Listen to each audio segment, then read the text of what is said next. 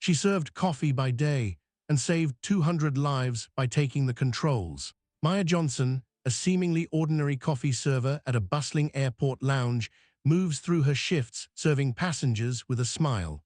Few know she's a retired commercial pilot who left the skis after a tragic accident.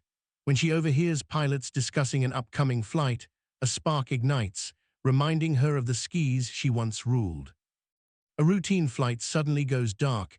Air traffic control loses contact with Flight 402, carrying 200 passengers. Panic erupts among the crew and ground staff. Maya hears the news while serving coffee and instinctively senses something is wrong. Her pilot instincts, long buried, start kicking in. Flight 402 faces a terrifying mechanical failure midair. The young co-pilot, struggling with controls, contacts the tower for guidance. Maya, arriving at the airport control center by chance, sees the situation escalate on screens. Realizing lives are at stake, she makes a bold decision. She can't stay idle. The airport perimeter fence loomed ahead like a steel promise. Maya's old sneakers pounded the cracked tarmac as she sprinted toward the distant silhouette of Flight XA-417, its navigation lights pulsing red and white against the bruised Karachi evening sky. Sirens wailed somewhere behind her, airport security finally catching up, but the radio call she'd forced through the emergency frequency 5 minutes earlier had already done its job. XA-417, this is Karachi Tower. Emergency clearance granted runway 25L, all traffic holding. Proceed at your discretion. Confirm you have a qualified pilot inbound. She hadn't answered. There hadn't been time. A black airport ops SUV had met her at the service gate. The driver, a grizzled man in a high-vis vest, wide-eyed after she'd flashed the faded laminate card she still carried in her wallet like a guilty secret. "You're really her?" he'd asked. She hadn't replied, just climbed in and said, "Gate 14 now." Now the stairs were already down. A ground handler in an orange vest waved her forward frantically, gesturing at the open forward door like someone directing traffic away from an explosion. Maya took the steps 2 at a time, breath sharp in her throat. The smell hit her first: jet fuel, recycled cabin air, the faint metallic tang of avionics heat. Home after 11 years. She ducked through the doorway into the forward galley. A flight attendant, young, hijab pinned neatly, face pale, blocked her instinctively. "Ma'am, you can't." Maya lifted her eyes. Something in her expression made the woman step aside without another word. The cockpit door was already cracked open. Voices spilled out, tight, overlapping, edged with panic. "Autopilot won't hold altitude. It's hunting. Declare Mayday again. Tell them we're losing control. Hydraulics are fluctuating. Pressure dropping on System B." Maya pushed the door wide. 3 heads snapped toward her. Captain Arif Rehman, mid-40s, uniform collar dark with sweat, stared first in confusion, then in naked disbelief. First Officer Sana Khan, younger, eyes huge behind her glasses, actually took a half step back. The relief pilot, a quiet man whose name tag read M. Iqbal, simply froze with one hand still on the radio. "Who the hell?" Arif began. Maya didn't wait for the rest. She stepped between them, movements economical, almost bored. Her hoodie sleeve brushed the throttle quadrant as she leaned over the center pedestal and scanned the EFIS screens in one long, practiced sweep. Dual hydraulic failures, APU offline, flight controls degraded, altitude mode disengaged, airspeed tape flickering between 238 and 245 knots, altitude 4,100 feet and drifting downward in shallow porpoises. She didn't hesitate. "Captain," she said, voice low and steady, "move left. I have control."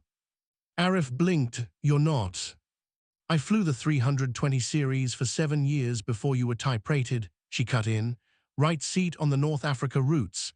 Check my license if you want. Later. Right now this airplane is going to auger in 30 seconds if you don't let me fly it." Sana's mouth opened, closed. She glanced at Arif. The captain's jaw worked. Pride, fear, desperation chased each other across his face in less than 2 heartbeats. Then he slid the left seat back with a metallic scrape and stood. Maya dropped into the captain's chair without ceremony. Her hands found the side stick instinctively, thumbs brushing the red priority button. Muscle memory didn't care that she hadn't touched one in over a decade. She pressed the button. A synthetic voice announced, "Priority left." The aircraft immediately responded to her input. "Karachi Tower, XA-417, she said into the boom mic, voice calm as lake water. "Pilot in command now assuming control. Aircraft stabilized. Request vectors for ILS-25L, full emergency services standing by. We have dual hydraulic issues, degraded flight controls, approximately 148 souls on board." A brief stunned silence from the tower, then, "XA-417, roger, cleared ILS-25L, descend and maintain 3,000 feet, heading 240, speed 210 or greater. Wind 230 at 14, gusting 22. Emergency services alerted." "Cleared ILS-25L, down to 3,000, heading 240, speed 210, Maya repeated, already nudging the nose down to capture the glide slope. Behind her, she felt the others moving, Sana sliding back into the right seat, Arif standing in the jump seat, Iqbal retreating to the observer position. No one spoke, they watched. The aircraft had been wallowing, fighting itself. Now it settled under her hands like an old horse recognizing its rider. She trimmed nose down, fed in half a rudder, watched the slip-skid ball center itself.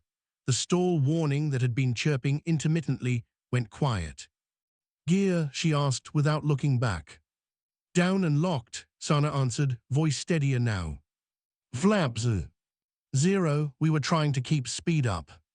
"Select flaps 1. Sana's hand moved. The airplane buffeted gently as the slats extended. Maya kept her scan moving. Attitude indicator, airspeed, vertical speed, engine N1, hydraulic page on the lower ECAM.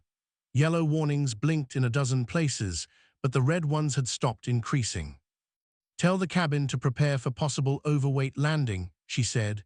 "Brace positions, full emergency landing checklist, and tell them we are coming home." Sana relayed the message over the PA, voice professional despite the tremor at the edges. Maya banked gently left, intercepting the localizer. The runway lights appeared through the haze, 2 parallel strings of white pearls stretching into the distance. She felt the familiar tightening in her chest, the same one she used to get before every night landing in rain or sandstorms. Only this time it wasn't nostalgia, it was certainty. "Auto thrust off," she murmured, flicking the instinctive disconnect. The engines spooled back under manual control. She liked hearing them breathe. "Speed 185, flaps 2, Sana called. "Flaps 2, Maya acknowledged. The nose pitched up slightly. She countered with a breath of forward side stick. The ILS needles settled. 1 dot high, centered lateral. She let the airplane descend exactly on profile. No chasing, no wrestling, just quiet inputs. "Runway in sight," Arif said from behind her, almost reverent. Maya didn't answer. She didn't need to. At 800 feet, she called for gear down, already down, flaps full. The airplane settled into its final, heavy rhythm. She eased the thrust levers back, felt the speed bleed exactly where she wanted it. 150, 30, 20. She flared gently, almost tenderly. Main gear kissed first, then the nose. Reverse thrust came in smoothly, auto brakes bit, spoilers deployed with a satisfying thud. They rolled out long, too long for comfort, but under control. As the speed dropped below 60 knots, Maya let out a breath she hadn't realized she was holding.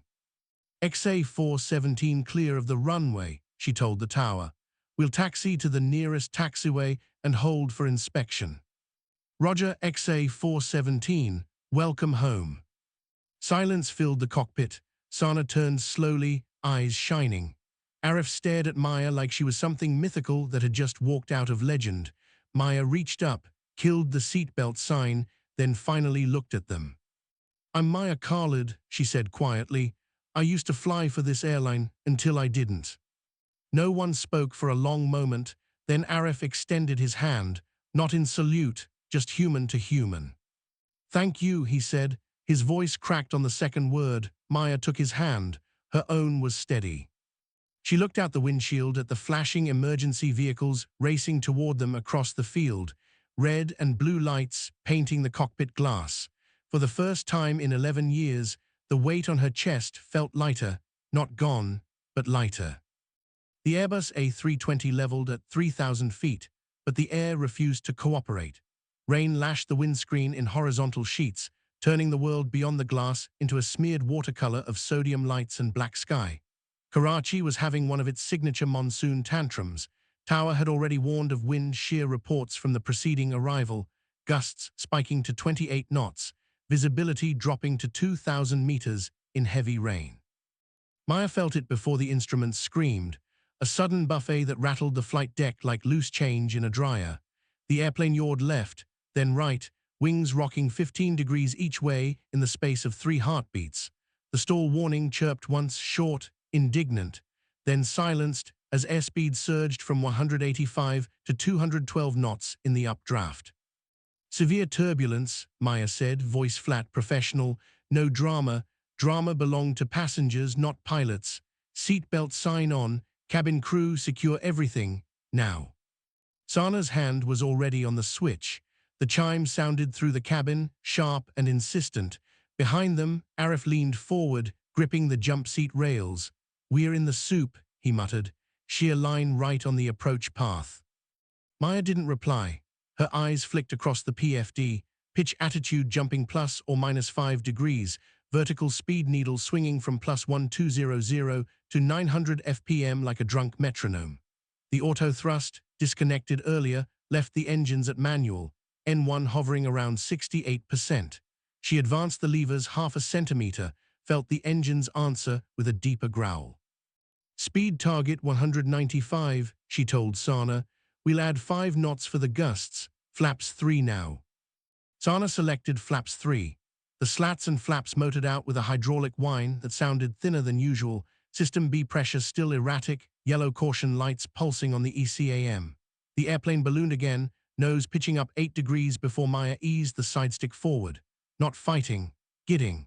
The fly-by-wire computers smoothed her inputs, but in alternate law with protections degraded, she felt every gust translate directly to the surfaces.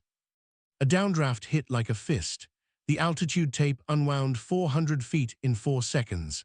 The sink rate needle pegged at 2,800 FPM. Passengers gasped audibly through the thin cockpit door, screams, muffled prayers, the clatter of an unsecured tray hitting the galley floor. Maya advanced, thrust smoothly to 80% N1. "Toga, if we lose another 300, she said quietly to Sana, "but we're not going missed yet."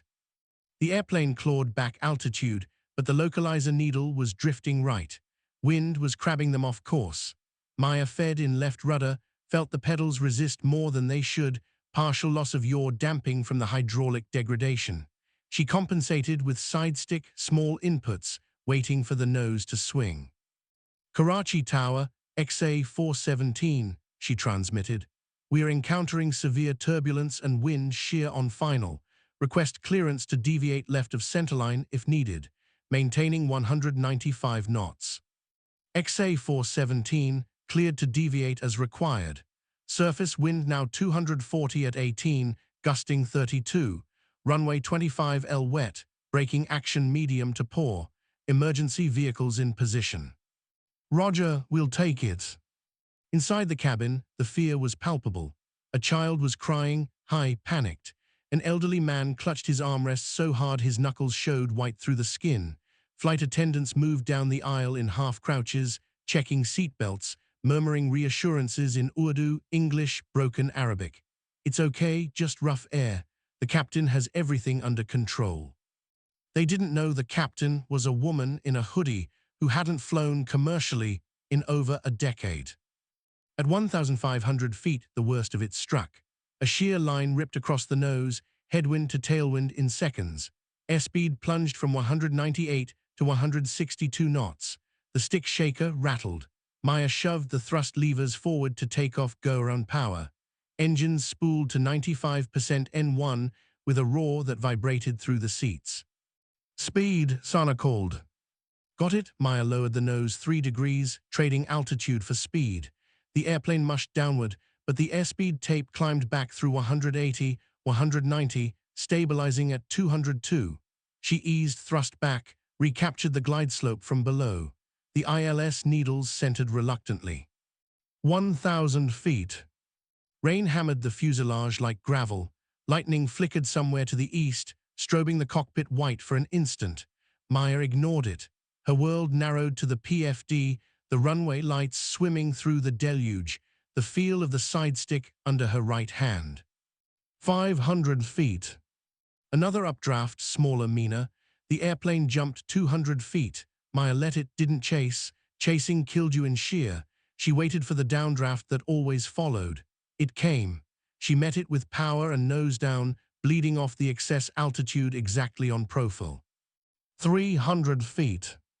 The runway threshold lights appeared solid now, not ghosts. Wet asphalt gleamed black under the approach lights. Maya called, flaps full. Sana selected full. The airplane pitched up slightly. She trimmed forward. VAP was 148 knots plus 5 for gusts, 153. The speed tape sat steady at 155. 100 feet. The flare window opened. Maya eased back on the side stick, gentle, progressive. The nose rose 2 degrees, then 3. The main gear crossed the threshold at exactly 50 feet. Touchdown. The left main gear hit first, firm, no bounce. Then right. Nose wheel followed a heartbeat later. Maya brought the thrust levers to idle, then reverse. The reversers deployed normally on engine 1. Engine 2 hesitated a fraction, partial hydraulic pressure, but still bit. Spoilers rose with a thud. Auto brakes max bit hard. The airplane slowed through standing water, sending up twin rooster tails of spray visible in the landing lights. They tracked straight. No hydroplaning, no veer. Maya kept small rudder inputs, feeling the nose wheel steering respond sluggishly but adequately. At 60 knots she stowed reverse, let auto brakes do the rest. The airplane rolled to a gentle stop abeam taxiway Gulf, well short of the end. Silence. Then from the cabin applause, tentative at first, then swelling, clapping cheers, a few sobs of relief. Someone shouted Allahu Akbar in pure gratitude. In the cockpit, no one moved for several seconds. Sana turned, tears streaking her face. That was, I've never seen flying like that. Arif exhaled shakily, you saved us, all of us. Maya let her hands fall from the side stick. They trembled now, only now. She flexed her fingers, surprised at the ache in her forearms. Muscle memory had carried her. Adrenaline had paid the bill later. Karachi Tower, XA417, she said into the mic. Runway vacated. Request taxi to stand 14 for engineering inspection. And tell the emergency crews thank you. We won't need them tonight. XA417, Roger. Taxi via Gulf to stand 14 at your discretion.